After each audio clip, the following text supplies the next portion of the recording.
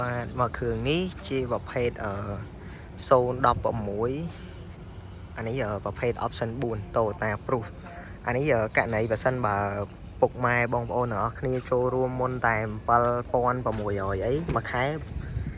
សម្រាប់អ្នកនៅភ្នំពេញមាន promotion គឺបង់មួយខែតែ$305ទេក្នុងមួយខែហើយតាក់តង16នេះមកជាមួយ option កប់មែនតែនតាំងពីកញ្ចក់កាត់ភ្លឺដបូបើកស្លាយកុងទ័រហើយគីឡូក៏តិចដែរឡាននេះ Blind Spot អីយើងមានទាំងអស់ហើយចាប់កឡងរ៉ាដាមុខអីភ្លើងអូតូ head up អីយើងមានមួយ complete តាក់តងបាសអីក៏ព្រោះខ្លាំងដែរប្រភេទ016នេះ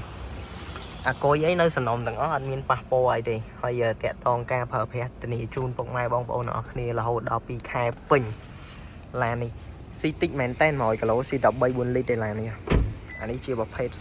016 option 4ឡានថ្មីមែនតែនប្រភេទกระดาษពុនអញ្ចឹងបើចូលមុនត7600ពុកម៉ែបងប្អូនទាំងអស់គ្នា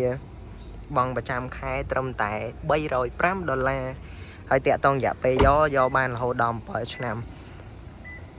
016នេះដែរជាប្រភេទกระดาษពុនអញ្ចឹងនៅពេលដែលបងប្អូនទិញប្រភេទกระดาษពុនបាច់ភ័យមានការកាត់តស្ងោដូរពណ៌អីឆេះអីក៏ខ្ញុំធានាជូនដែរអានេះ016 stop ក្រោយវាគឺថាស្អាតមែនតែនហ្មងដូចលេខ7ចឹងតម្លៃក៏អែមការចូលរួមសិក្សាក៏អែមហើយតាក់តង Blind Spot អីក៏មានដែរណានេះឥឡូវបងប្អូនមើលមកជុំឡានមកគឺថាអែមមែនតែនហ្មងអានេះ stock ថ្មី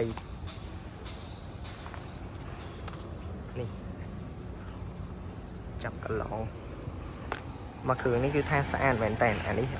016 option 4ពុកម៉ែបងប្អូនទាំងអស់គ្នាចង់បានអាចតាក់ទងមកបានសម្រាប់ការមលួដូចខ្ញុំបញ្ជាក់អញ្ចឹងចូលរួមមុនតែ$7600ប្រចាំខែពុកម៉ែបងប្អូនបង់តែ$305អរគុណច្រើនគោរពជំរាបលា